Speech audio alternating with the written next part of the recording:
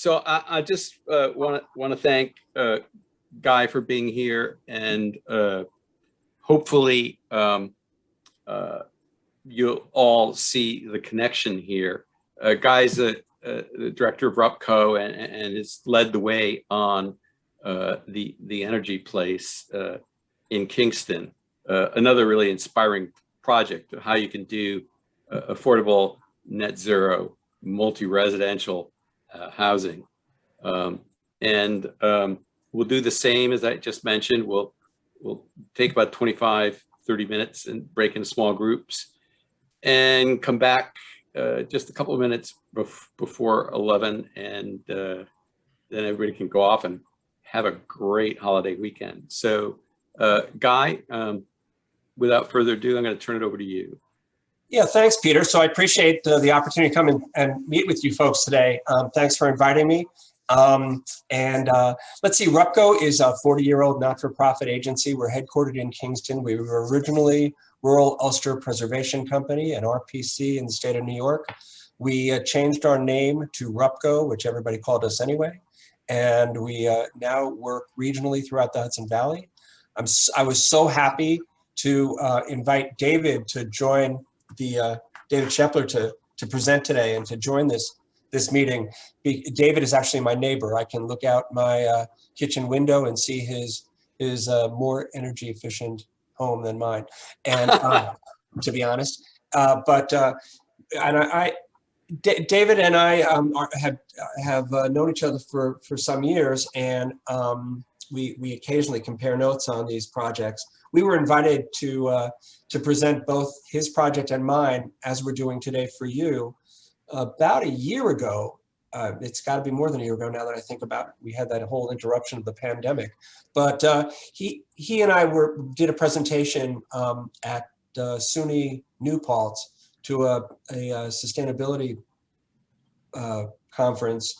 And it was kind of interesting, the interplay between his project and mine. And so that's kind of a good context for us to start this conversation today, I think. And I know you all are environmentally committed and probably pretty development savvy. So I'm going to fly through these slides and give you a sense of the project that we're doing. I should say that we're a little further along than David's is. In fact, we've just circulated to our tenants of this building called Energy Square a renewal for their first year anniversary of living in this building. The objective of this project was to promote energy affordability for the residential tenants, and to minimize the carbon footprint, of course. But also, we were approached by a local cultural arts organization called the Center for Creative Education, which is a program primarily aimed at kids, inner city kids, to keep them engaged in education through the cultural arts. It's known for a program called POOK, which is the Percussion Orchestra of Kingston, as well as the Energy Dance Troupe, which is an award-winning dance company. And they also do it's an intervention strategy in terms of having a computer lab to help folks who, if they do drop out, assist them getting their general equivalency diploma and so forth.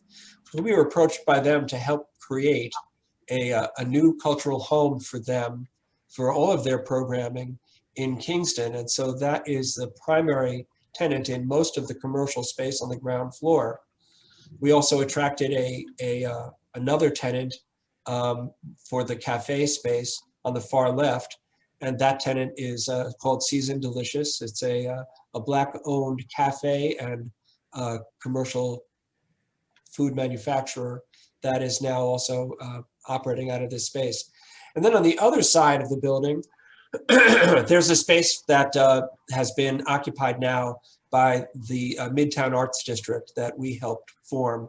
There's actually a formal not-for-profit organization for the Midtown Arts District and a program they created called DRAW, which is the Department of Art regional art workers. That's right, Department Regional Art Workers, and it's a program primarily to engage, again, primarily youth with the arts in Midtown Kingston.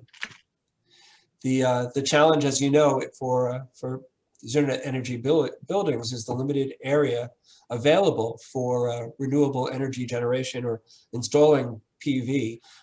Prior to this building, RUPCO had created on another factory building the largest solar array in the city of Kingston. And we knew that we wouldn't have enough roof space on this building alone to generate all of the power needed to provide for this community. So we knew we needed additional strategies.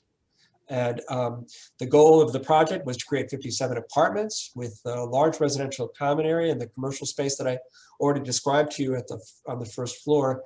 And in addition, we recognized that if we were going to have any outdoor space, it would require an elevated platform that people could park vehicles underneath.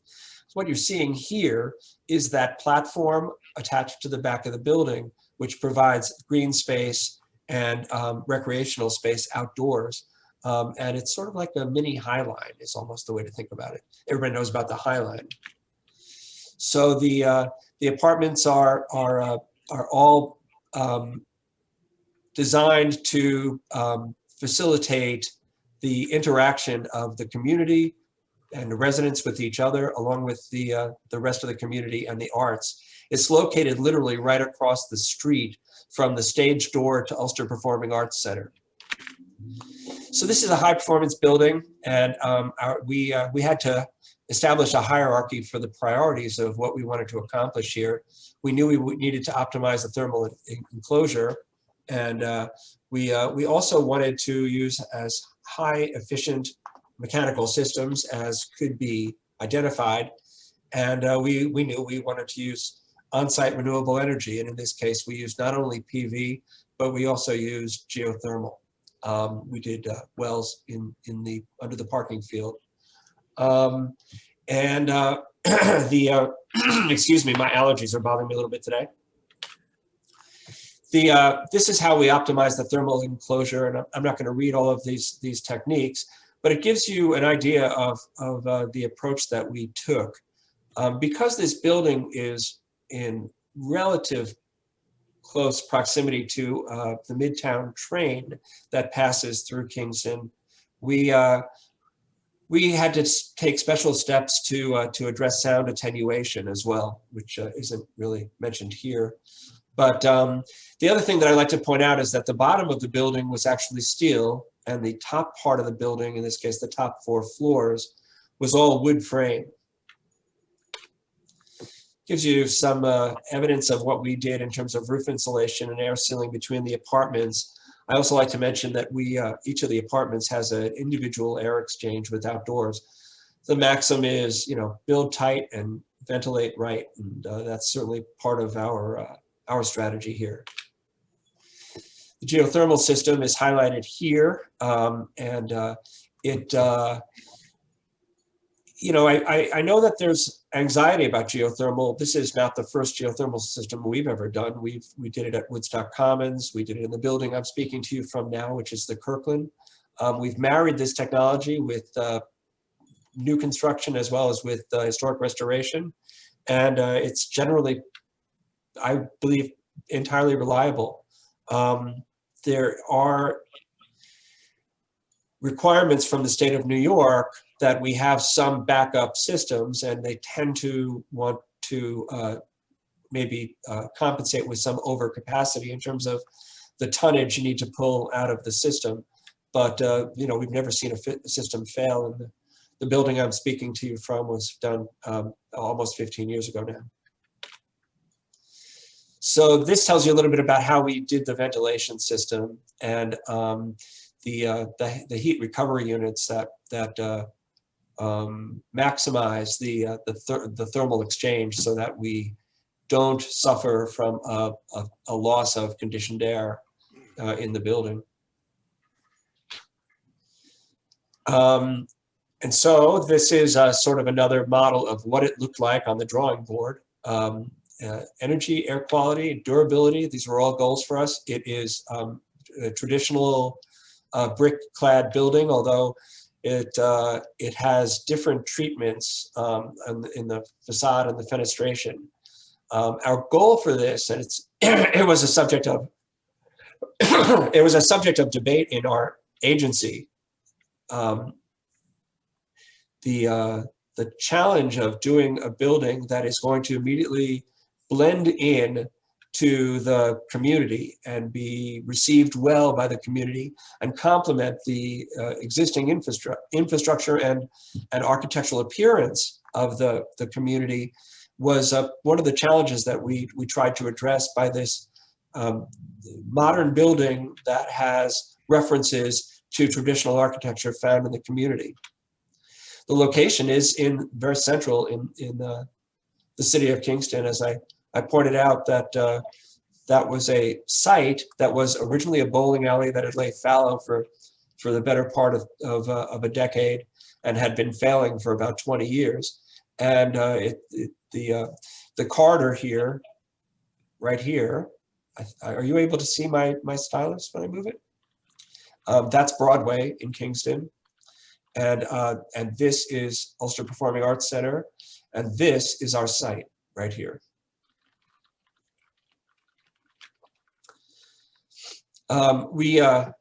We looked at Passive House, but we didn't actually seek to achieve the Passive House standard. Instead, we achieved LEED Platinum with this building. This is an overview of the funding sources that came into this almost $22 million project. One of the things I'm most proud of is the NYSERDA Cleaner Greener Communities grant of $1 million. And that grant was one we won through the Consolidated Funding Process, or CFA. And the goal of the Cleaner Greener Communities program has been that projects funded through this program can not only meet all of the traditional objectives of a sustainable project, but also address metrics in the regional Economic Development Council's sustainability plan that was also funded by the Cleaner Greener Communities program. And this is the last slide. It shows you what it looks like today. It's all built and filled. It's been, I think, a wildly successful project. The parking field picture here in the lower right is the solar that we mounted on the porticos for the parking area. One of the other things that's kind of nice about this project is the extent to which we were able to integrate art and culture into the building. I love this picture of a lobby. It's actually on the 3rd floor, and it has some paintings in it. And all of the lobbies have paintings done by Rupco tenants who are artists at the Lace Mill, which is a live work project we created for artists about 10 blocks from here. So that's the project that I wanted to show you folks. And I expect that there'll be some questions and conversation. I'll try to answer them for you. And if I can't, I'll certainly take notes of them and try to get back to you with any level of detail you're interested in. Great, thanks so much, Guy. You know, when Brian was kind enough to share with me a YouTube video from the I guess ribbon cutting on the building, and I was just really excited to see that, and I just thought having you come talk with the Chickpea group about the project and how it's worked out would be really inspiring to all of us. And even though your presentation didn't have the music that the YouTube did. You know, David, I thought we had talked about maybe some folks, I didn't know how many people had already seen it, but, you know, there was even some discussion about pulling some of that and showing that here. And I would have been happy to do that if I if you want to see that, we could certainly do that. Yeah, But yeah. I thought I would, let the images of the project sort of speak for themselves and Yeah. walk you through the sustainability initiatives. What Yeah. I'll do, guys, I'll send out the link to the YouTube video and direct people. There's a particular sort of 8-10 minute section that I think would be most interesting to folks. Yeah, I think it really personalizes this, the experience of the people living there. I think it really has a lot of added value to it. So I advise that. Yeah, I'll do that. It's just we're running a little bit late today, and I want to make sure we have. My experience has been whenever I try to integrate video into this sort of thing, people end up having more questions about the building than less. So I feared that way this time. Yeah. I hope that's okay. Well, I recommend to everyone to take that 8 to 10 minutes to watch the video. It's really striking and I found moving, actually. So let's see. Any questions out there? Peter, I see a question coming in the chat about how tricky and how long did it take to put together the financing. And Yeah. the answer is, RUPCO is really good. One of the things that we do really, really well is blend program sources together. And yes, that is challenging. This project is funded in part using New York State low-income housing tax credits in the 9% competitive realm. And as you could tell from all of the funding sources that we identified, it's a careful knitting together of sources to make it work. Yeah, absolutely. Very intricately interlaced. Yes, I see another question about building size, and I think the best thing for me to do is to provide anybody who's interested. I'm going to give my my email in the chat here. I'm going to give you the opportunity to ask any question that you have that asks for a deeper level of detail. I will send you absolutely the spec sheets and anything that you want. That's easy enough for me to do, but that can answer those questions with sort of the specific model of what we did here. Yeah, we have another question that's been sent directly to me. I can't quite identify who it is simply because it's just the first name. But the question is, how much is the rent there? Yeah, so that's a good question, and I think that the dollar amount of what the actual rent charge is important to put in context. What you need to understand is that this is a middle income project, and so it's all affordable, and nobody lives here that earns over 80% of area median income, but all of the units together average out to serving 60% of area median income. And I hope I'm not getting too far into the weeds here, but the strategy of that is that you can go down to serving folks who are very, very low income at 30% of area median income in exchange for serving folks that are a little higher than we usually aim, above 60% of area median income, and make the project pencil out. And that's what we did. So it's a pretty wide range of rents here. And we actually have some units here that are in the ESHI program. And if you're not familiar with that, that stands for the Empire State Supportive Housing Initiative.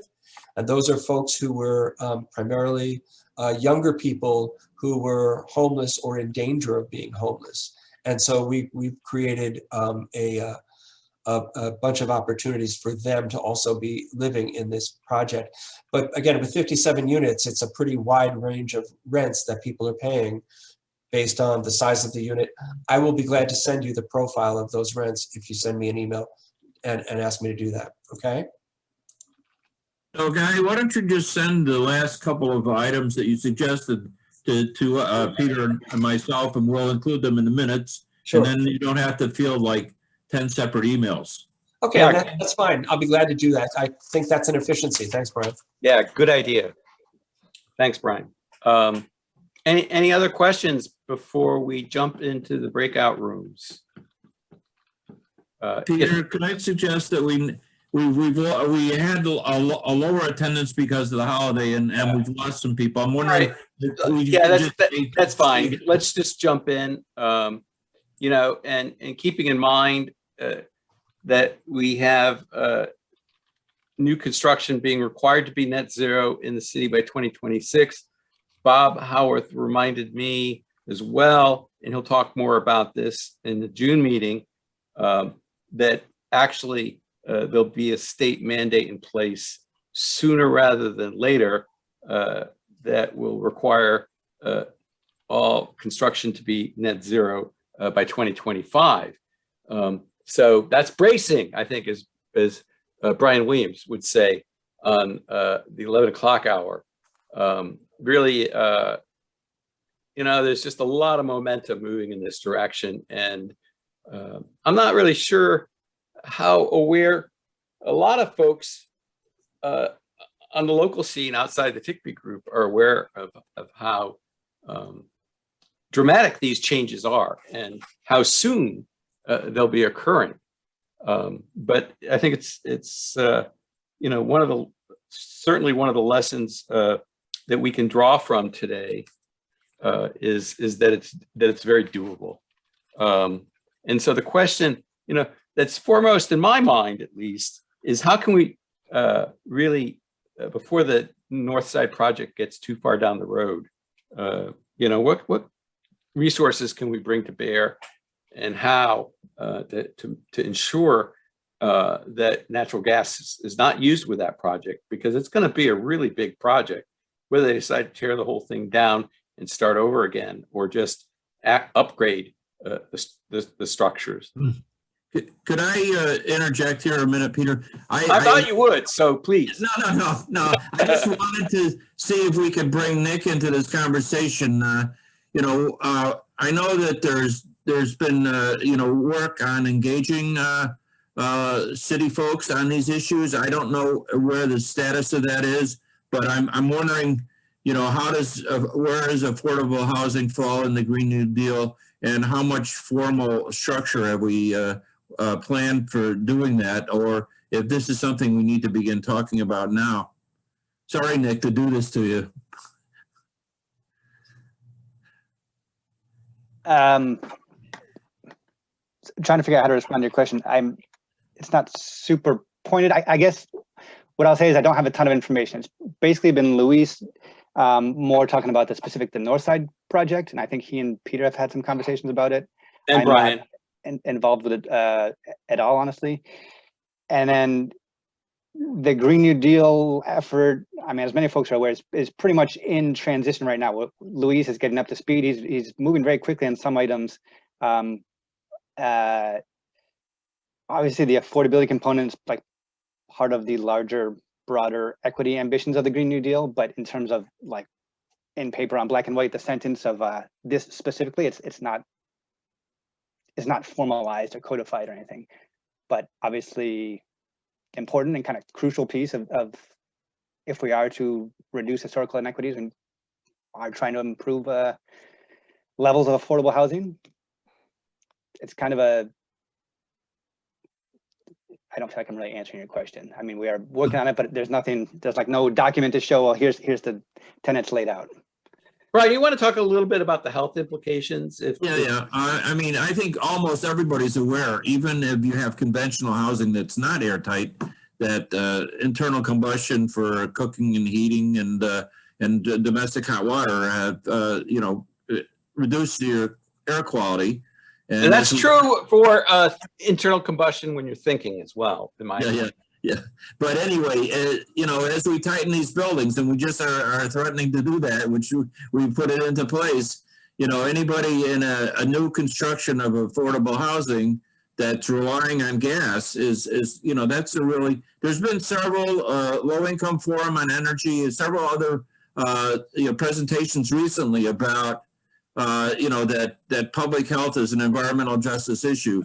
And we know in a lot of these affordable units, there are children's, you know, lungs are most impacted by by poor air quality. And so this is something that is really, if we're really committed to energy equity and environmental justice, we really need to be focusing on affordable housing, because we know the market rate housing, they have the expanded energy incentives. Almost every multifamily building, as far as I'm aware, is getting these incentives, and they're building buildings that are good. And they'll be better by 2026, but they're getting better now. So we don't need to focus too much on those folks, and hopefully the institutional players will make sure that all these things are met in the short run. But we really do need to put a lot more attention into how we're going to finance this whole structure, because the north side isn't a federal housing project. They have, the federal system has not been evolving as much as the New York State system has. So there's a lot of challenges in funding this project. And I introduced this at the last, our little breakout session, is that maybe this is a good, since there's a problem with the energy efficiency. These are row houses, and the building that Guy and David chose us are single structure multifamily, which are, easily made more energy independent or efficient more easily than row houses. It's more costly. So I was thinking about, we have the author of the Retrofit concept in New York, here in Ian. I think I will consult with him, but there's a New York Retrofit program.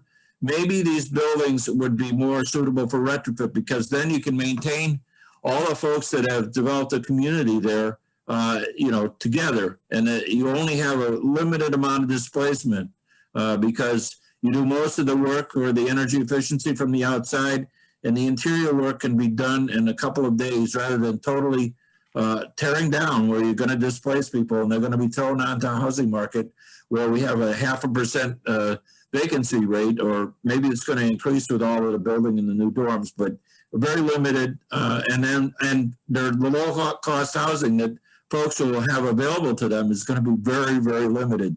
So here, this will be more gentrification in Ithaca, pushing people out into the further regions. So it's something we need.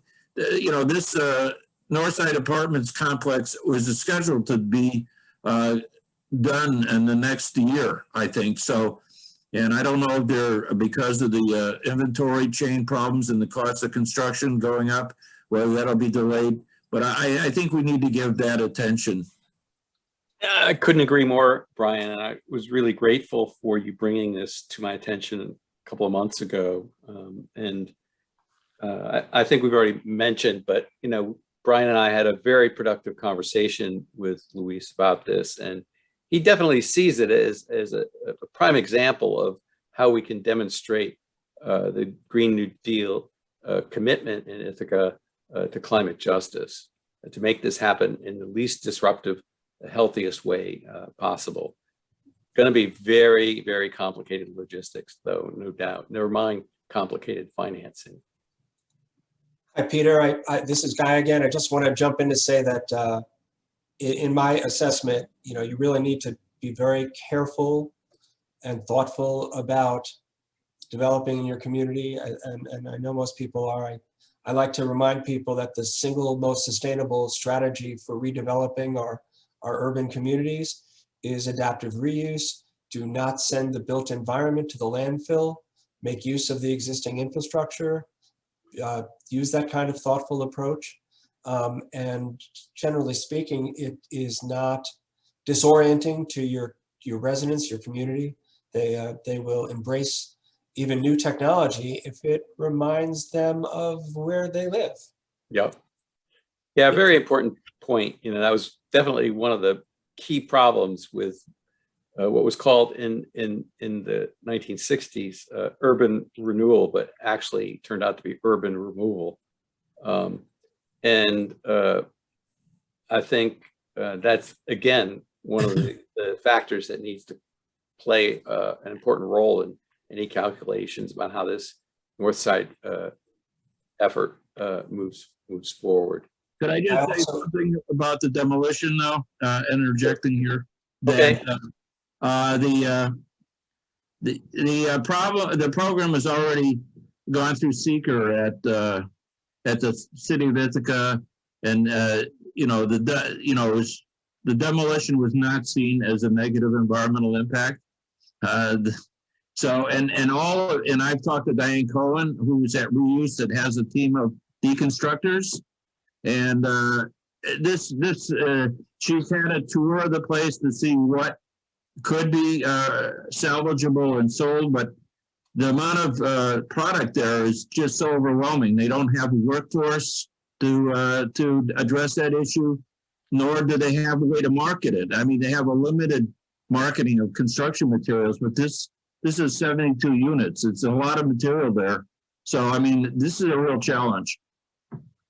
Yeah, and it's important to keep in mind that scale. I mean, 72 units is a big deal in a smaller city like Ithaca. So it's going to be very interesting to see how the planning for that proceeds, and how the financing is put together, and what the ultimate decisions are about how to pull it off. I'd like to rejoin the conversation just to say that, the values proposition, the equity proposition of a Green New Deal is at its center. And if it's not a Green New Deal. It's the same old white old deal, okay, yep, that has been greenwashed. And so, please keep a lamp on those issues as you go forward. Yeah, thanks, Guy. Yeah, and just essentially, it'll be just dressed up urban removal at best.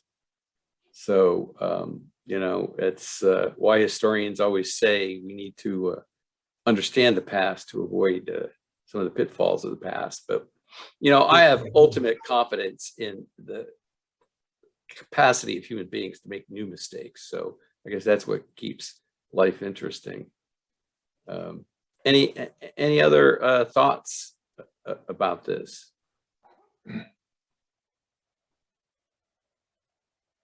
Nick, do you want to talk again? Boy, we keep putting Nick on the spot, but do you want to talk a little bit about how the next stage in the Green New Deal goal for already existing buildings is going to take place? Generally speaking, I know the specifics of how we're going to proceed still haven't been fleshed out yet. Yeah, I would say in the next month or so, we're going to have a lot more information about this. So I don't have a lot of new information to the folks who are on the call right now. I think it's not going to be new what I'm saying here, but so both at the town and the city, we've talked in the past about what do we do for existing buildings. I think there's a lot of interest in exploring the path, the strategy that New York City used. In other words, starting with benchmarking, required benchmarking of buildings of some certain size, hopefully fairly small around here. Use that to collect some data to guide what would be the requirements for existing buildings in terms of maybe thermal energy use requirements, for example. And then moving on to, potentially mandatory building assessments and then actual retrofits. Where of course New York City's local law 97 is a carbon capping law. You can only that goes down over time. So there's a lot of support for that.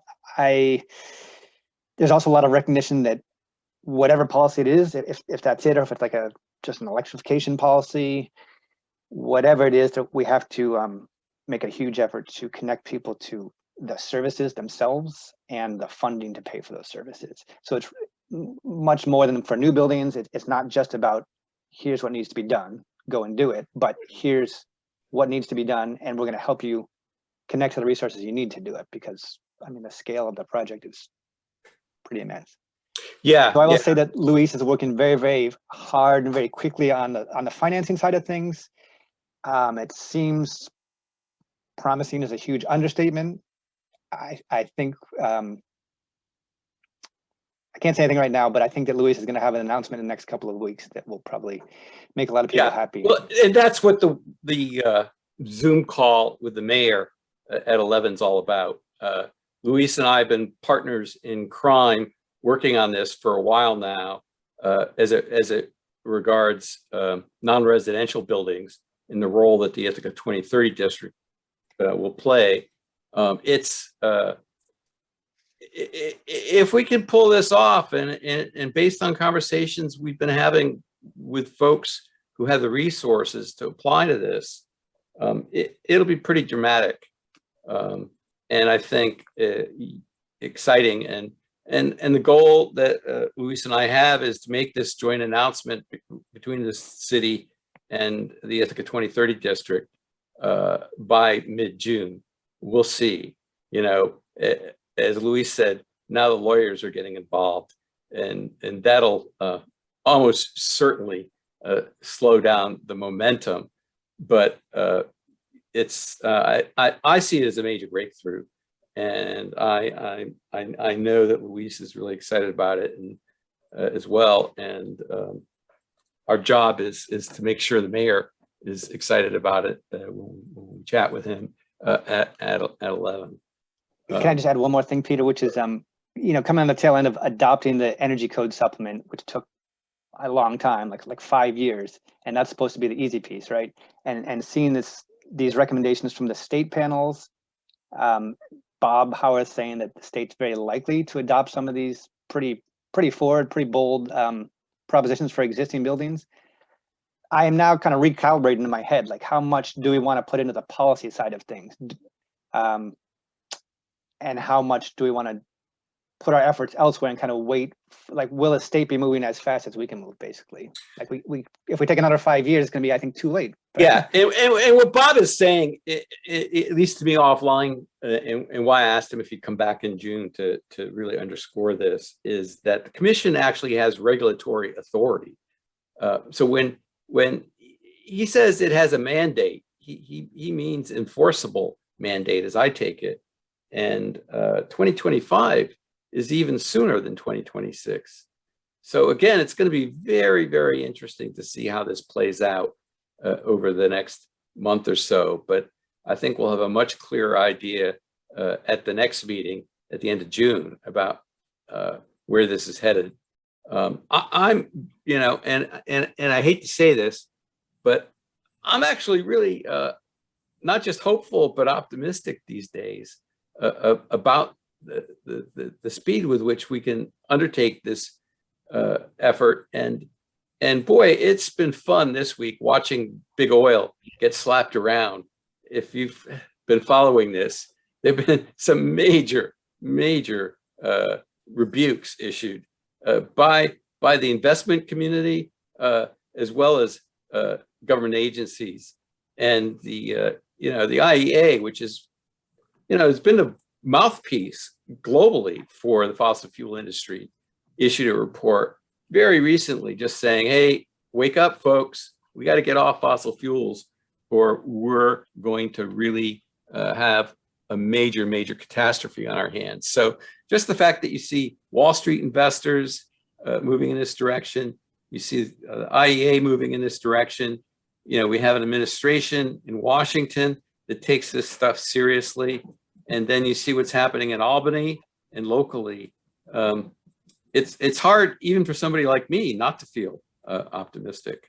Let's give David a shot. He's been looking to say something. Yeah, go ahead. Yeah, just I realized we didn't have any really time to go into this, but one of the things I love surfing the crest of the optimism that I think is there at multiple levels of government now. But I think one of the things we have a responsibility to do, which I'm pretty interested in thinking about, is how do we sort of put a floor on on the problem and of people who sort of, if you will, obey the letter of the law but create schlock. It relates a little bit to what Guy said earlier, about greenwashing things. And by that, what I really mean is, I think we're very capable, in terms of best case or best practice types of progress, of doing really good work, but most of the world is sort of average or less than average in terms of what they're trying to do and what they're going to do around. And when we're trying to move really fast forwards, I'm almost more interested in thinking about floors on what we want to see happen than I am in trying to get the best sort of possible projects done. So I'm just wondering how much, the rest of you think about that, because, as a planning board member, I saw a lot of rules that we thought were going to turn into really good stuff, turn into garbage. Yeah, absolutely.